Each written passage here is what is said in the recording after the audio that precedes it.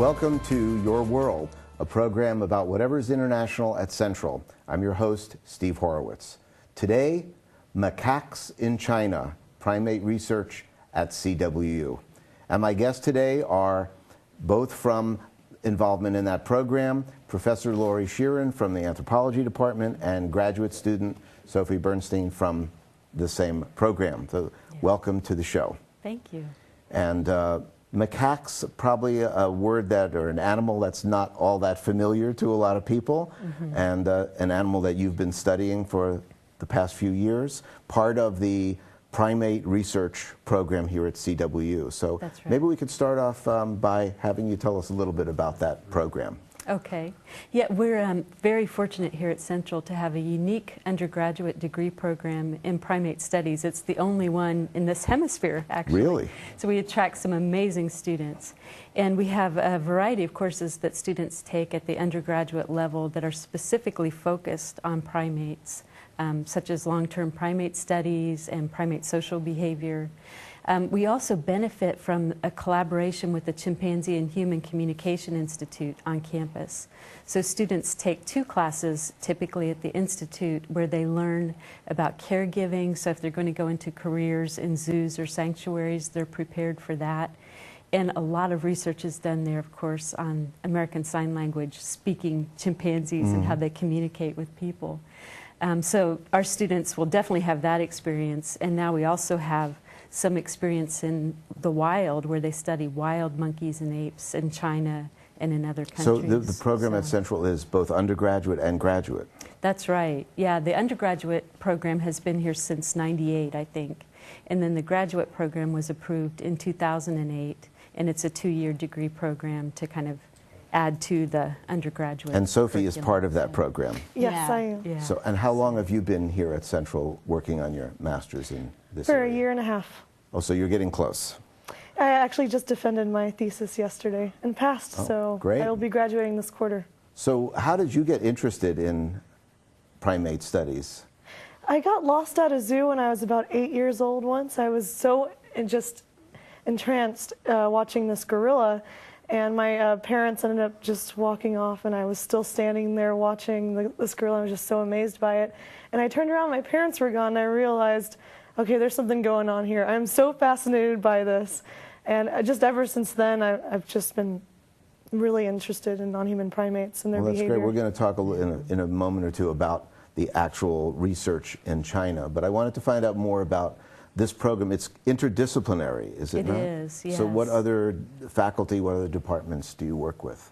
So the departments that collaborate with us are anthropology, biology, psychology, and now philosophy has joined us from across the college, different college. And basically we try to address ethical issues related to our research. Is that where as the well philosophy as- department comes in? Yeah, that's where the philosophy department comes in. And you know, evolutionary theory is contributed from biology, cognitive research comes from psychology, and then anthropologists have been interested in what primates tell us about human behavior, especially fossil humans. So we kind of use them as a behavioral analog for us. And how many So- years have you yourself been involved in primate research? That's your specialization, I assume. It is, yeah. My graduate degree is in anthropology, and I finished that in 1993, so quite a while. So since that time, have you been primarily focused on primate Yes, research? exclusively. And yeah. for the students in your classes, do you look at the whole range of primates? I do, Well, this research that we're going to talk about here focuses on macaques. yes. So yeah. describe macaques for people who may not have even heard of this animal, this primate. Yeah. They're a type of monkey that's found in the so-called old world, so countries like China, a bit in Africa, Indonesia, places like that. And they're one of the largest genera of primates. There's 21 different species, kind of found everywhere, and they're very successful at living in environments that have been disturbed by people. So you find them sometimes at temple sites, or our site is a tourism site. Sometimes they live adjacent to villages. So when you see these travel So- programs where people go to temples and there are monkeys all over the place, they could be macaques. They could be, yeah. And they're kind of noted among primatologists for this high level of social intelligence. They seem to have a really good idea of everyone in their social group and how their status is vis-a-vis everyone else. They keep track of each other. And they live in societies that are centered around related females. So you might have a grandmother and all of her children living together as the core of the group. And males transfer between groups when they reach adulthood, but sometimes come back into the groups in which they were born. Is it in collaboration with any other universities? Yes, yeah. We have a sister relationship with Anhui University, and they facilitate our visits to China. So we've been going there since 2004 and taking students since 2005. And we work at a site that's a tourism site. So there's viewing platforms that are built into the forest. And tourists stand on the platforms, and the monkeys are provisioned with corn. And you're doing your research among the tourists? Yeah. You're standing there. Sometimes we're studying observing. the tourists, yeah, and sometimes we're studying the monkeys. And we can also follow the monkeys into the woods. So in some cases, we're seeing how they behave when they're not around tourists versus how they behave when they are. And this is every summer? Yes, For about summer. how long? How long do you stay in China? A month. Yeah. And so, Sophie, let me ask you, you went last summer?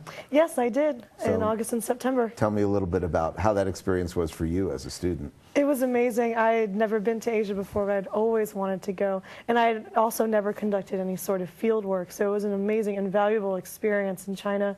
And I absolutely loved it. And if anything, it just cemented my involvement in primate behavior and how I just know for sure that that's what I want to do. So this was the first opportunity for you to do field work? Yes, first time I ever conducted any field work. And then it happened to also be far away in another country? Yeah, it was great. So tell me a little bit about I'm curious about the living situation and the interactions you have with Chinese professors or students. Did you get to interact with some of the Chinese students? Yes, actually we did. It was wonderful. They knew a little bit of English, and I knew nowhere near as much Chinese as they knew English, so I learned a lot from them, and it was really nice to be able to just see the way that they conduct research and work alongside them, and it was so much fun. So is this out far? It sounds like it might be outside the city somewhere, because you mentioned trees and jungle, or I don't know how you would describe the environment. Is it forest or jungle or? It's wooded environment. And it used to be, in 2004, you really felt like you were out in the middle of nowhere, and there was one hotel in the town, and we stayed there. And it's just built up like crazy since that time. So you stay in a hotel? We stay in a hotel. Yeah, and we have about a 5-minute bus ride to go into the park. It's called the Valley of the Wild Monkeys, which is kind of a picturesque name for it. And there's a village that's inside that park. So there's some roads and there's some houses that are inside the park. And as you go further up into the mountains, it becomes more and more remote. So these monkeys are kind of kept down close to human habitation by park staff and by the provisioning with the corn. How close do they actually come? It sounds like they're used to being around people. And how close do they actually get to you physically? They get like this close, where they might be touching you. And they're aware that people have things in their pockets and in their bags. And so if you're not careful, they'll come up and start going through your stuff. And I think Sophie was groomed by a monkey. Yes, I was. Like that, so. What was that like? I have to admit, I wanted to get that close to the monkeys, but of course I'm not going to approach them. I was collecting data, and one of the juvenile females came up to me, and she started doing this grooming behavior, and she was just picking on my arm, trying to pick off anything that she could find. And it was more of an affiliative context, so it was really nice to have that. Do you plan it to go on as long as it's funded and supported without any particular, end date in sight? How does that work? Right. Well, we would like it to continue without any particular end date in sight. Right now we're on a 3-year grant. We're starting the 2nd year of that, but we're hoping that will continue on. And we kind of have 2 different research foci at the site. One of them is to look at tourism as a viable conservation strategy. So for a lot of non-human primates, people are really attracted to these animals and they want to see them in their natural settings, but we don't have any data that tell us whether this will work as a conservation strategy over the longer term.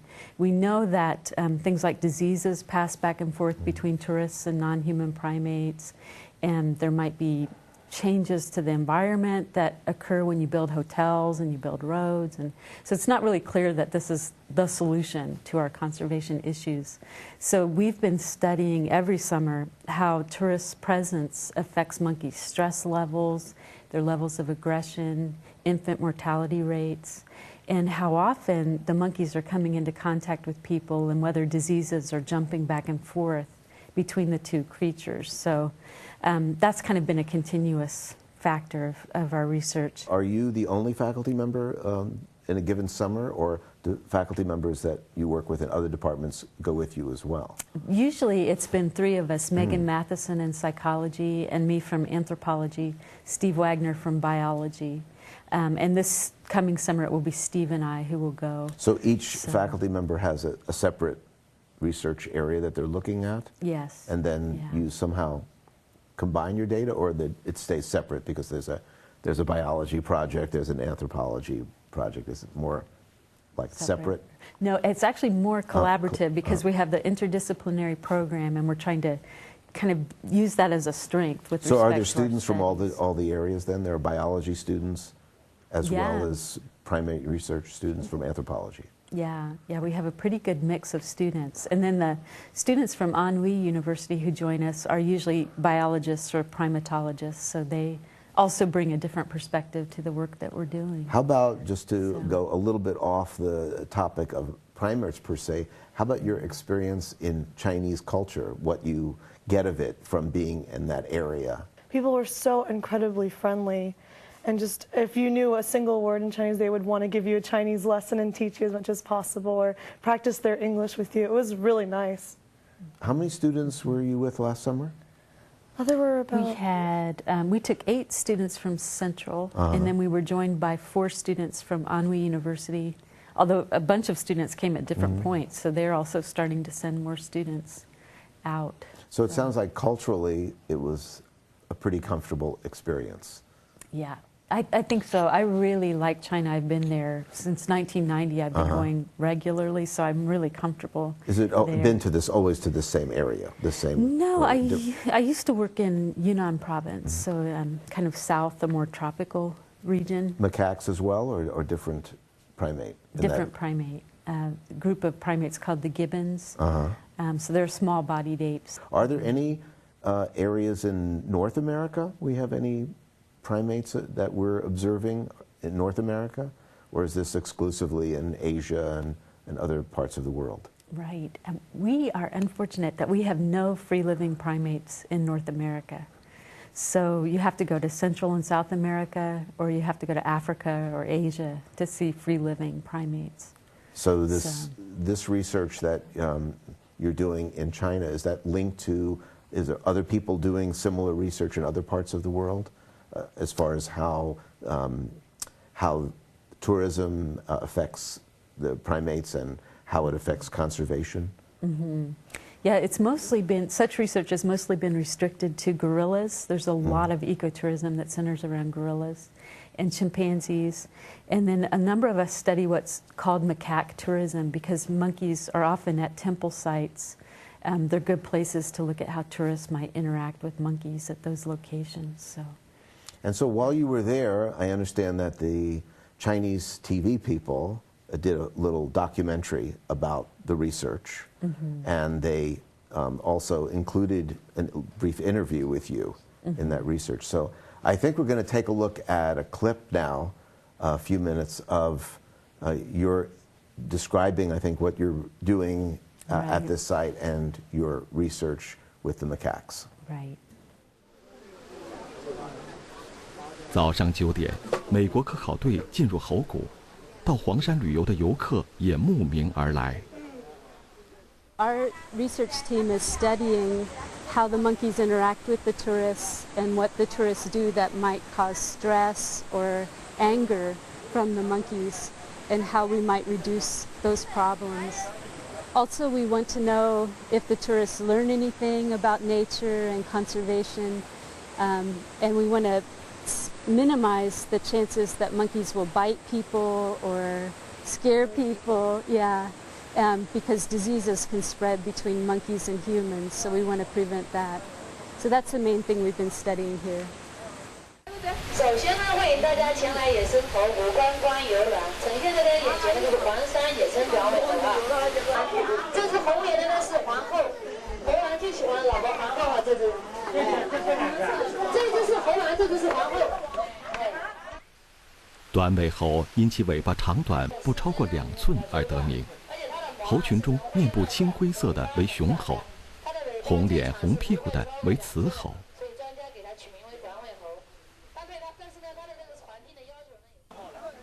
此处儿场建立于1985年，最初被用作中日科学家研究短尾猴的基地。1994年，出于保护和适当开发良性循环的想法，当地建成了这个野生猴谷。猴管员负责每天定时投喂食物4次。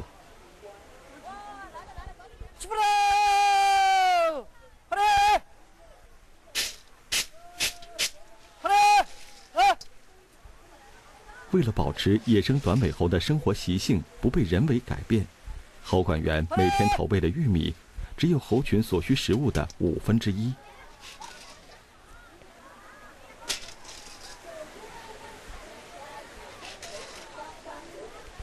猴管员还要负责游客与野生短尾猴接触时的安全问题。其实，除非感受到挑衅和威胁，短尾猴对于接近它们的人类始终保持着善意的好奇。So that was interesting to see you. How did you feel about being filmed by Chinese TV people? It was wonderful that they were so interested in what we were doing, but it was a little awkward because I don't speak any Chinese, so it's kind of difficult sometimes to communicate. So. Yeah, they really did, because I watched the full footage that you gave me, and it was interesting to see how much detail they went into about the macaque behavior and your research. Yes. Yeah. So tell me a little bit about your research grant and how that works and what your hopes are for the future. My colleagues Megan Matheson, Steve Wagner, and I are funded by a grant from National Science Foundation, and it's called International Research Experience for Students. So it's a federal initiative to bring together in scientific projects students from different countries. So in this case, we're teaming Chinese students from Anhui University with Central Washington University students, and they work together on a common problem. In this case, it's tourism's effects on monkeys and monkeys' effects on tourists too, I guess. So they have that experience of being on a collaborative team and are really effective global citizens and scientists in the future. So Sophie was one of the students funded by this grant. We took 6 students last year who were supported through that grant. So this is a great way to combine both international experience, developing a broader worldview, and then, of course, the specifics of the primate research. Right, right. And so that's facilitated through study abroad.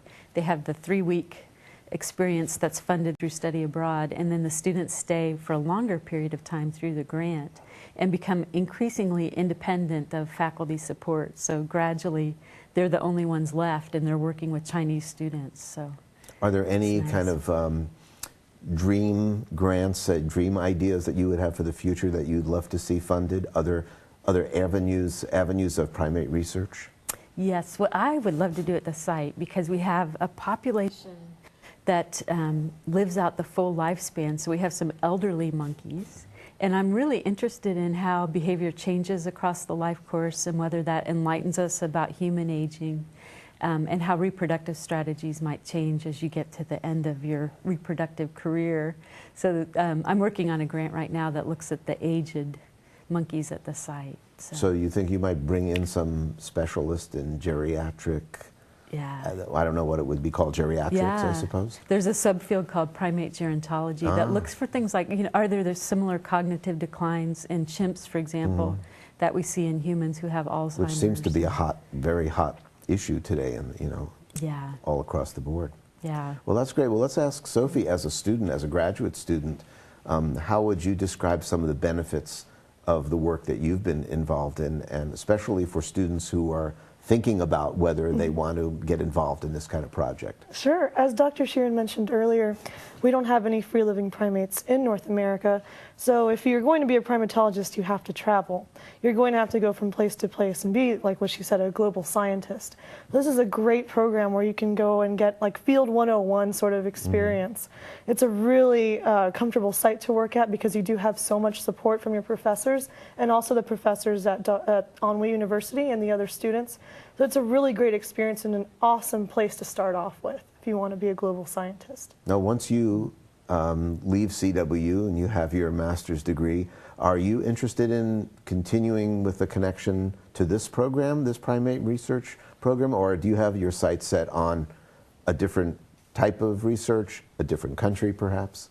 Definitely. I would, if I had the opportunity, go back to China in a heartbeat and continue some studies there. I'm actually working with one of the professors that goes to China every year, Dr. Wagner in biology. They want to start a field site in Ecuador, and he wants me to go down there and kind of scope out some ideas for students to carry out some research down there. So I'll be going there. So you're going to be going when? Probably towards the end of this quarter. Oh, very soon then you'll be going. So have you done some preparation for Ecuador? A little bit. I've been doing a little reading, and I've talked to some of the scientists that work down there. So I have an idea of some projects that I'll be tagging along with. And what type of primates will you be looking at down there? Oh, it's such a great site. There are 3 different sanctuaries there, and they have everything from capuchins to woolly monkeys, and they have saki monkeys there. I mean, you've been there before, so you know how many there are there, and they have squirrel monkeys and spider monkeys. They have quite a few different primates there. So you would say to a student interested in going into primatology, I guess you call your field, they would have to be ready both for the rigors of the academic work and the research, but also be ready to travel and be ready to go abroad, because they're going to have to do that in order to study primates someplace in the world. Would probably be either Asia or Latin America or Africa. Those are the areas. Yes, yeah. And so what's coming up in preparation for, I guess, the next summer?